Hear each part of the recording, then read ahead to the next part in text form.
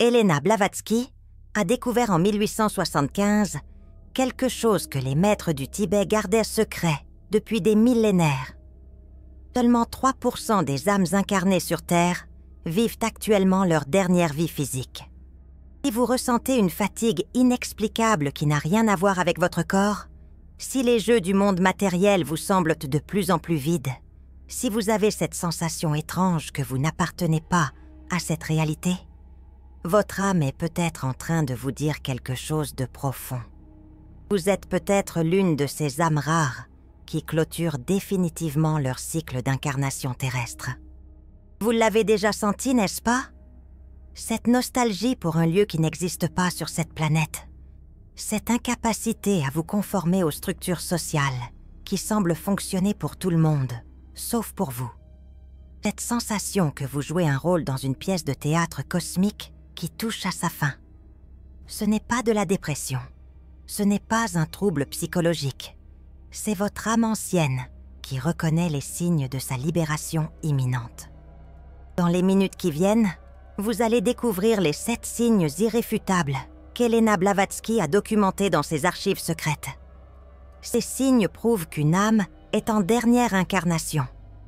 Vous allez comprendre pourquoi vous vous sentez différent, pourquoi le monde ne résonne plus avec vous, et surtout, ce que vous devez faire pour honorer ce cycle final et vous préparer consciemment pour votre ascension définitive hors de la roue du samsara. Tout a commencé en 1868, quand Helena Blavatsky a entrepris son voyage initiatique au Tibet. Après des mois de voyages périlleux à travers l'Himalaya, elle a finalement été acceptée dans un monastère secret où résidaient les maîtres de la Loge Blanche. C'est là que le maître Kuthumi lui a révélé une vérité qui changerait sa compréhension de la vie pour toujours. Il lui a montré les registres akashiques, cette bibliothèque éthérique où sont conservées toutes les mémoires de toutes les âmes depuis le début de la création. Et dans ces registres lumineux, Blavatsky a pu voir quelque chose que peu d'humains ont jamais vu. Elle a pu observer le cycle complet d'incarnation d'une âme depuis sa première descente dans la matière jusqu'à sa libération finale. Le maître Kuthumi lui a expliqué que l'humanité actuelle représente un mélange extraordinaire d'âmes à différents stades d'évolution. Il y a des âmes jeunes qui en sont à leurs premières incarnations terrestres.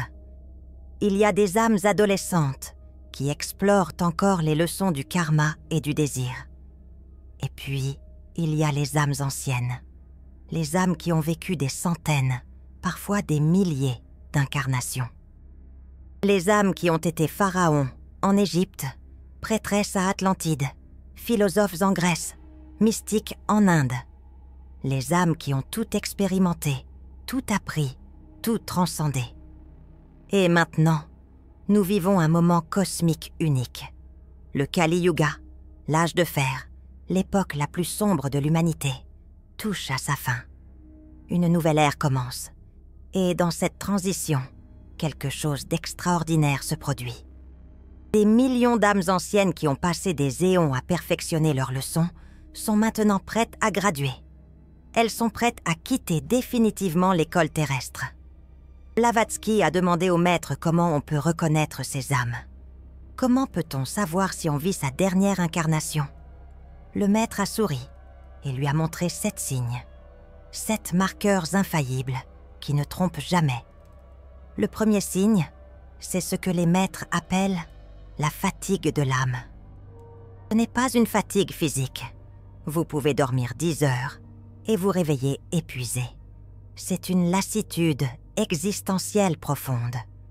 Comme si votre âme était fatiguée d'habiter un corps dense, fatiguée de jouer les jeux de la personnalité, fatiguée de prétendre que cette réalité est la seule qui existe. Cette fatigue ne disparaît pas avec le repos. Elle disparaît seulement dans les moments de connexion spirituelle profonde, quand votre âme se rappelle brièvement d'où elle vient vraiment. Le deuxième signe, c'est le détachement naturel. Pas le détachement forcé, pas l'ascétisme rigide, mais un désintérêt spontané pour les choses qui obsèdent la plupart des gens. L'argent ne vous motive plus vraiment. Le statut social vous semble ridicule. Les possessions matérielles vous pèsent plus qu'elles ne vous apportent de la joie. Vous gardez ce dont vous avez besoin, mais l'accumulation vous dégoûte. C'est comme si votre âme savait déjà qu'elle ne reviendra pas. Alors pourquoi s'attacher à quoi que ce soit dans ce monde temporaire? Le troisième signe, Blavatsky l'a décrit comme l'incapacité à se conformer. Vous avez essayé, vraiment essayé. Vous avez tenté de vous intéresser aux conversations superficielles. Vous avez essayé de vous passionner pour les choses qui passionnent les autres. Vous avez tenté de jouer le jeu social, de grimper l'échelle professionnelle, de suivre le script que la société vous impose. Mais quelque chose en vous résiste. Ce n'est pas de la rébellion consciente, c'est plus profond. Votre âme refuse simplement de s'investir dans des structures qu'elle sait être des illusions temporaires. Le quatrième signe concerne les mémoires.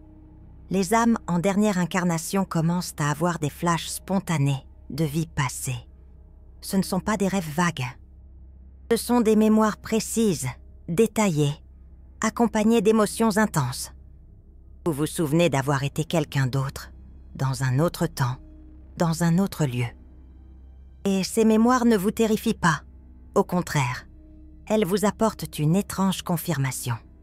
Vous saviez que vous étiez ancien. Maintenant, vous en avez la preuve.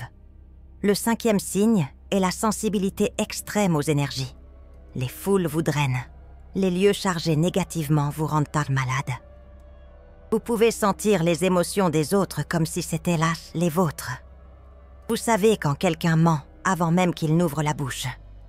Cette sensibilité n'est pas une faiblesse.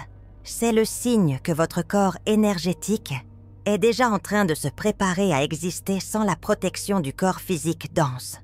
Le sixième signe, le maître Kuthumi, l'a appelé l'attraction vers la gnose. Vous êtes magnétiquement attiré vers la connaissance ésotérique, pas la spiritualité superficielle, pas le New Age commercial, mais la vraie gnose, les textes anciens, les enseignements cachés, la théosophie, la kabbale, l'hermétisme, les mystères égyptiens. Vous dévorez ces connaissances, non pas pour impressionner les autres, mais parce que votre âme se souvient. Elle reconnaît ces vérités comme quelque chose qu'elle a toujours su. Et le septième signe, le plus puissant, c'est le sentiment de mission inachevée. Vous sentez que vous êtes ici pour une raison spécifique. Pas pour accumuler de l'argent, pas pour fonder une famille ordinaire, pas pour suivre le chemin conventionnel. Vous êtes ici pour accomplir quelque chose d'important. Parfois, vous ne savez pas exactement quoi, mais cette urgence intérieure ne vous lâche jamais. Comme si votre âme savait qu'elle n'a plus beaucoup de temps dans ce monde et qu'elle doit absolument achever ce pourquoi elle est venue. Blavatsky a écrit dans ses carnets privés que lorsque les 7 signes sont présents simultanément, il n'y a aucun doute. L'âme est en dernière incarnation. Elle est sur le point de se libérer. Mais il y a encore plus de signes que Blavatsky a documentés. Des marqueurs subtils que seules les âmes véritablement anciennes reconnaissent. Vous réveillez-vous fréquemment entre 3h et 4h du matin? Ce n'est pas de l'insomnie. C'est ce que les maîtres appellent l'heure de l'âme, le moment où le voile entre les mondes est le plus fin. Votre âme se réveille pour se connecter avec les plans supérieurs, pour recevoir des instructions, pour se rappeler sa vraie nature. Voyez-vous des séquences de nombres répétitifs constamment? 11h11, 22h22, 3h33, 4h44. Ce ne sont pas des coïncidences, ce sont des messages codés du plan astral. Blavatsky a appris des maîtres que ces nombres sont des synchronicités, orchestrées par votre soi supérieur pour vous confirmer que vous êtes sur le bon chemin, que votre âme se prépare pour la transition finale. Les registres akashiques que le maître Kuthumi a montrés à Blavatsky contenaient quelque chose d'encore plus fascinant. Ils révélaient que les âmes en dernière incarnation appartiennent souvent à des lignées spirituelles spécifiques. Vous avez peut-être été un initié dans les temples de l'Égypte ancienne, un prêtre druide à Stonehenge, un mystique soufi en Perse, un moine tibétain dans l'Himalaya. Ces villes n'étaient pas aléatoires. Elles faisaient partie d'un curriculum soigneusement conçues pour vous préparer à ce moment précis. Et certaines de ces âmes anciennes portent des mémoires d'Atlantide et de Lémurie, les civilisations disparues que Blavatsky a largement documentées dans la doctrine secrète. Si vous ressentez une nostalgie profonde pour ces époques, si vous rêvez de cités de cristal, de technologies spirituelles avancées, de sociétés harmonieuses, où la matière et l'esprit étaient en équilibre parfait, c'est parce que vous étiez là. Vous en faites partie. Les âmes qui vécurent à Atlantide dans ces derniers jours, quand la civilisation sombrait dans la décadence, ont souvent choisi de revenir maintenant parce qu'elles reconnaissent le même pattern. La Terre traverse actuellement une transition similaire. Une ancienne ère se termine, une nouvelle commence, et ces âmes atlantéennes sont ici pour aider, pour partager leur sagesse, pour éviter que l'histoire ne se répète exactement de la même manière catastrophique. Le maître Moria a confié à Blavatsky qu'il existe aussi des signes physiques subtils. Les âmes en dernière incarnation ont souvent une marque énergétique visible pour ceux qui peuvent voir. Certains médiums et clairvoyants décrivent une auréole dorée autour de ces personnes. D'autres parlent d'une qualité de lumière différente dans leurs yeux, comme si l'âme brillait si fortement qu'elle commençait à transparaître à travers le masque de la personnalité. Vous avez peut-être remarqué que les animaux réagissent différemment à vous. Ils vous regardent avec une reconnaissance profonde. Ils viennent vers vous naturellement. Ils vous font confiance immédiatement. Les animaux peuvent sentir la fréquence vibratoire de votre âme. Ils reconnaissent en vous quelqu'un qui est presque de l'autre côté, quelqu'un qui a déjà un pied dans les plans supérieurs. Les enfants aussi vous voient différemment. Les très jeunes enfants, ceux qui n'ont pas encore été complètement conditionnés par la société, peuvent voir votre lumière. Ils vous fixent avec fascination. Ils sont attirés par vous sans raison apparente. C'est parce que leur vision éthérique est encore active, et ils voient ce que les adultes ne peuvent plus voir. Blavatsky a aussi noté que les âmes en dernière incarnation ont souvent des talents ou des connaissances inexplicables. Vous savez des choses que vous n'avez jamais apprises dans cette vie. Vous pouvez parler de civilisations anciennes avec une précision étrange. Vous comprenez des concepts ésotériques complexes à la première lecture, comme si vous vous souveniez plutôt que d'apprendre. C'est votre âme qui se rappelle. Elle a étudié tout cela dans des incarnations précédentes. Une autre marque distinctive est votre relation avec le temps. Vous sentez que le temps accélère. Les jours, les semaines, les mois passent à une vitesse vertigineuse. Ce n'est pas juste une perception subjective. C'est votre conscience qui commence à se désynchroniser de la réalité linéaire terrestre. Votre âme opère déjà partiellement dans une dimension où le temps n'existe pas tel que nous le connaissons. Et puis, il y a les rêves. Les âmes en dernière incarnation ont des rêves extraordinairement vivides.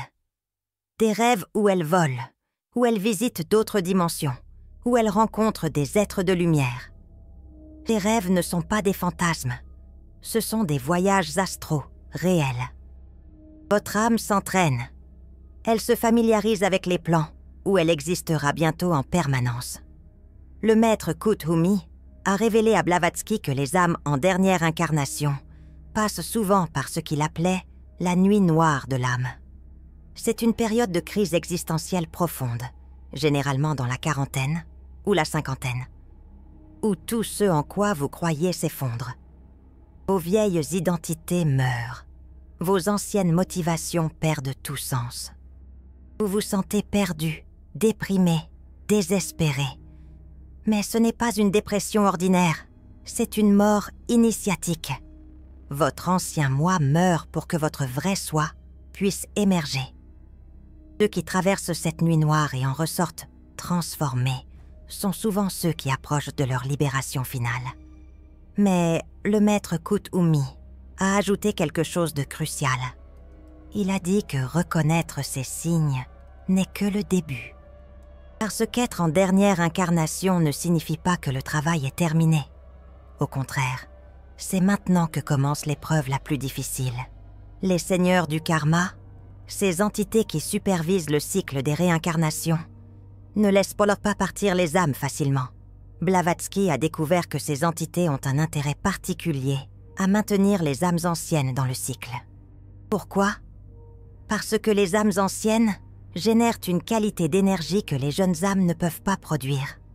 Elles ont une luminosité, une fréquence vibratoire qui nourrit certains plans de la réalité. Alors quand une âme ancienne approche de sa libération finale, les seigneurs du karma intensifient leurs tests. Ils créent des situations extrêmement difficiles, des pertes, des trahisons, des épreuves qui semblent injustes. Tout cela pour voir si l'âme va s'accrocher à la réalité matérielle par la colère, la vengeance, le ressentiment. Parce que si l'âme s'accroche, elle doit rester. Elle doit revenir pour résoudre le karma qu'elle a créé. C'est pourquoi tant d'âmes anciennes vivent des vies difficiles en ce moment. Ce n'est pas de la malchance, ce n'est pas de la punition, c'est le test final, l'épreuve ultime avant la libération. Elena Blavatsky. Elle-même a vécu cela. Après son retour du Tibet, sa vie est devenue un cauchemar de persécution. Elle a été accusée de fraude, ridiculisée publiquement, trahie par des proches. Sa santé s'est détériorée. Mais elle a compris ce qui se passait. Elle savait que c'était son test final. Et elle a réussi. Elle a maintenu sa mission. Elle a continué à enseigner la vérité malgré tout. Elle n'a pas créé de nouveau karma. Elle a transcendé. Et maintenant, vous qui lisez ceci, si vous reconnaissez les 7 signes en vous, sachez que vous êtes probablement en train de vivre votre propre test final. Les difficultés que vous traversez ne sont pas aléatoires. Elles sont précisément calibrées pour tester votre niveau de détachement réel. Pouvez-vous perdre sans vous effondrer? Pouvez-vous être trahi sans chercher vengeance? Pouvez-vous souffrir sans créer de ressentiment? Le maître Morya, l'autre grand instructeur de Blavatsky, lui a révélé le secret pour passer ce test final. Il a dit que la clé est dans la position du témoin. Vous devez vivre votre vie pleinement, mais avec une partie de votre conscience qui observe tout depuis un espace de paix intérieure. Comme si vous regardiez un film. Vous ressentez les émotions, mais vous n'êtes pas les émotions. Vous expérimentez les événements, mais vous n'êtes pas les événements. Vous êtes la conscience pure qui observe tout cela. C'est ce que les bouddhistes appellent l'équanimité, ce que les stoïciens appellent l'ataraxie, ce que les yogis appellent le sahaja samadhi. C'est l'état naturel d'une âme qui sait qu'elle n'est pas ce corps, pas cette personnalité, pas cette histoire. C'est l'état d'une âme qui se souvient qu'elle est éternelle, indestructible, divine. Mais attention, a prévenu le maître Morya. L'ego spirituel peut piéger même les âmes avancées. L'ego peut prendre ses enseignements et les transformer en arrogance. L'âme peut commencer à se sentir supérieure, spéciale, élue. Et dès que cela arrive, elle échoue au test. Parce que l'arrogance crée du karma. La séparation crée du karma. Se sentir meilleur que les autres crée du karma. La vraie marque d'une âme en dernière incarnation n'est pas l'arrogance, c'est l'humilité profonde. C'est la reconnaissance que tous les êtres sont divins, même ceux qui semblent endormis. C'est la compassion pour ceux qui souffrent encore dans l'illusion. C'est le service désintéressé, sans attente de reconnaissance. Blavatsky a écrit dans la doctrine secrète que nous approchons de la fin d'un grand cycle cosmique. La Terre elle-même est en train de s'élever en fréquence. Et dans cette élévation, il y a une séparation naturelle qui se produit. Les âmes prêtes à ascensionner sont attirées vers des fréquences plus hautes. Les âmes qui ont encore besoin d'expériences denses resteront dans les vibrations plus basses. Ce n'est pas un jugement. Ce n'est pas que certaines âmes sont meilleures que d'autres. C'est simplement que chaque âme évolue à son propre rythme. Certaines ont commencé leur voyage il y a très longtemps. D'autres ont commencé plus récemment. Chacune est exactement où elle doit être dans son parcours unique. Mais pour vous, âme ancienne qui sentez l'appel du retour, il y a des choses spécifiques que vous pouvez faire pour faciliter votre transition. Le maître Kuthumi a enseigné à Blavatsky un protocole de préparation pour les âmes en dernière incarnation. Premièrement, purifiez le karma résiduel. Cela ne signifie pas que vous devez résoudre tous les problèmes de toutes vos vies passées. Cela signifie simplement que vous devez nettoyer les attachements émotionnels qui vous retiennent encore. Si vous avez de la colère envers quelqu'un, pardonnez. Pas pour l'autre personne, pour vous, pour libérer l'énergie que la colère consomme. Si vous avez de la culpabilité pour des erreurs passées, acceptez que vous avez fait du mieux que vous pouviez avec la conscience que vous aviez à ce moment-là. Laissez partir. Deuxièmement, simplifiez votre vie matérielle. Vous n'avez pas besoin de tout abandonner et de partir dans une grotte. Mais regardez honnêtement ce qui dans votre vie est authentique et ce qui est performance sociale. Gardez l'authentique. Laissez partir le reste. Chaque chose dont vous vous détachez volontairement est une chose que la mort ne pourra pas vous arracher douloureusement. Troisièmement, cultivez la présence. Votre âme veut partir parce qu'elle s'ennuie de ce monde. Mais tant que vous êtes ici, soyez vraiment ici. Goûtez vraiment votre nourriture. Sentez vraiment l'air sur votre peau. Regardez vraiment les étoiles. Cette incarnation finale peut être la plus belle si vous la vivez avec présence totale plutôt qu'avec impatience de partir. Quatrièmement, connectez-vous avec d'autres âmes anciennes. Vous n'êtes pas seul. Il y a des millions d'âmes comme vous sur cette planète en ce moment, toutes en train de vivre leur cycle final. Quand vous vous reconnaissez mutuellement, quelque chose de magique se produit. Blavatsky l'a appelé la reconnaissance de l'étincelle divine. C'est comme si vos âmes se saluaient par-delà les masques de la personnalité. Cinquièmement, accomplissez votre mission, quelle qu'elle soit, même si elle vous semble petite, même si personne ne la reconnaît. Votre âme sait pourquoi elle est sauvenue une dernière fois. Écoutez cette voix intérieure. Suivez cette guidance. Faites ce que vous êtes venu faire. Parce que c'est seulement quand la mission est accomplie que l'âme peut partir en paix. Et sixièmement, préparez-vous consciemment pour la transition finale. Méditez sur la mort, non pas avec peur, mais avec curiosité. Explorez dans votre conscience ce qui se passera quand votre corps cessera de fonctionner. Les enseignements tibétains du bardo, que Blavatsky a étudiés, offrent une carte détaillée de ce voyage. Plus vous vous familiarisez avec cette carte pendant que vous êtes vivant, plus facile sera la navigation quand le moment viendra. Vous savez, Helena Blavatsky est morte le 8 mai 1891 à Londres. Mais selon les témoins présents, elle n'est pas morte comme les gens ordinaires meurent. Elle est partie consciemment. Elle a dit au revoir à ses disciples. Elle a donné ses instructions finales. Et puis, calmement, délibérément, elle a quitté son corps comme on enlève un vêtement usé. C'est ainsi que meurent les âmes, en dernière incarnation qui se sont préparées, sans peur, sans résistance, avec grâce.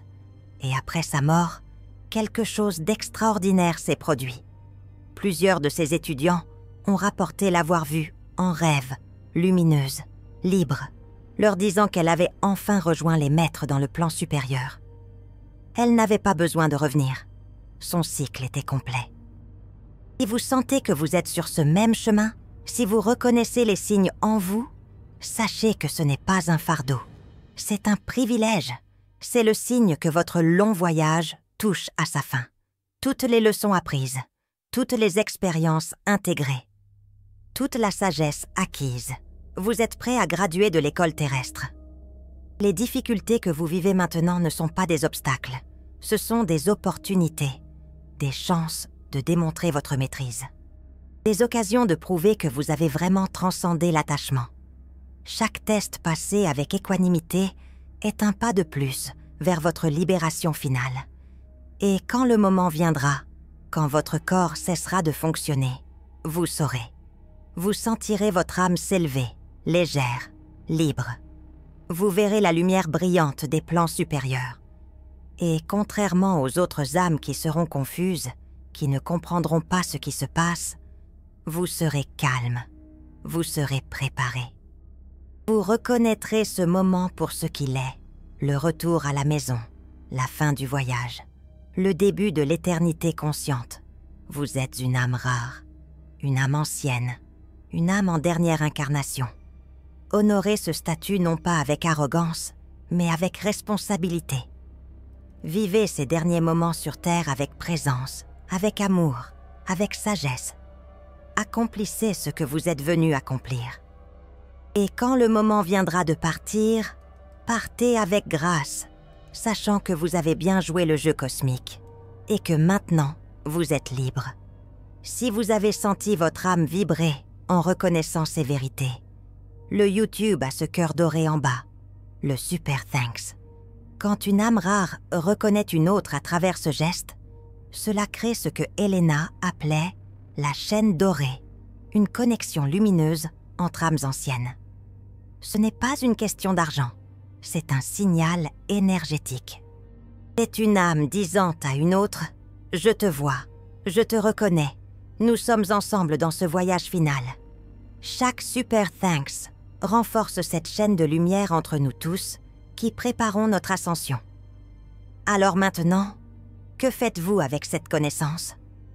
Comment vivez-vous le reste de votre dernière incarnation? Voici ce que les maîtres recommandent. Chaque matin, au réveil, prenez 3 respirations conscientes. Et avec chaque respiration, rappelez-vous qui vous êtes vraiment. Pas ce corps, pas cette personnalité, pas cette histoire. Vous êtes conscience pure, temporairement incarnée, vivant ces derniers chapitres dans la forme physique. Quand vous rencontrez des difficultés, et vous en rencontrerez, arrêtez-vous, prenez du recul.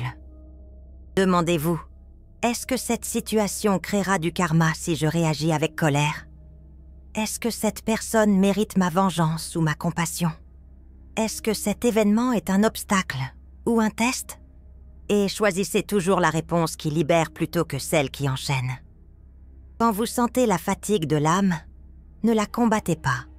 Acceptez-la, c'est normal. Votre âme est fatiguée parce qu'elle a vécu tant de vies. Donnez-lui du repos. Méditez. Passez du temps dans la nature. Éloignez-vous des énergies denses. Rechargez-vous dans le silence. Quand vous rencontrez une autre âme ancienne, et vous le sentirez immédiatement, reconnaissez-la. Un simple regard peut suffire. Un sourire de compréhension. Vous n'avez pas besoin de tout expliquer. Les âmes anciennes se reconnaissent au-delà des mots. Créez des connexions avec ces âmes. Soutenez-vous mutuellement. Vous êtes tous en train de traverser la même épreuve finale. Et surtout, pardonnez-vous. Vous avez fait des erreurs dans cette vie et dans les vies passées. C'est normal. C'est comme ça qu'on apprend. Mais maintenant, à la fin du voyage, il est temps de lâcher la culpabilité. Il est temps de vous pardonner complètement. Parce que vous êtes un aspect du divin qui s'explore lui-même. Et le divin ne juge pas. Il expérimente. Il apprend. Il évolue. Votre dernière incarnation peut être la plus belle. Parce que maintenant vous savez, vous n'êtes plus aveugle. Vous voyez le jeu cosmique pour ce qu'il est. Et dans cette vision, il y a une liberté extraordinaire. Vous pouvez jouer sans être pris au piège. Vous pouvez aimer sans vous attacher. Vous pouvez vivre pleinement tout en restant détaché. Les prochains mois et années seront intenses. La séparation des fréquences s'accélère. Le monde deviendra de plus en plus chaotique pour ceux qui s'accrochent à l'ancienne manière d'être. Mais pour vous, âme ancienne qui lâche prise, qui s'élève, qui se prépare, ce sera une période de grâce. Vous observerez le chaos sans en être affecté. Vous offrirez votre présence calme, comme un phare dans la tempête. Et quand le moment viendra de partir, vous partirez en paix. Blavatsky a dit Il n'y a pas de religion supérieure à la vérité. Et la vérité est celle-ci. Vous êtes éternel. Vous êtes divin. Vous êtes en train de terminer un long voyage à travers la matière. Et bientôt, très bientôt, vous serez libre. Bienvenue à la maison, âme ancienne. Votre voyage touche à sa fin. Honorez ces derniers moments. Et préparez-vous pour l'éternité consciente qui vous attend. Lequel de ces 7 signes d'âme en dernière incarnation avez-vous ressenti le plus fortement? Écrivez dans les commentaires. D'autres âmes comme vous ont besoin de savoir qu'elles ne sont pas seules dans ce voyage final. Partagez votre expérience. Reconnais-toi dans les autres. La chaîne dorée se renforce quand nous nous connectons.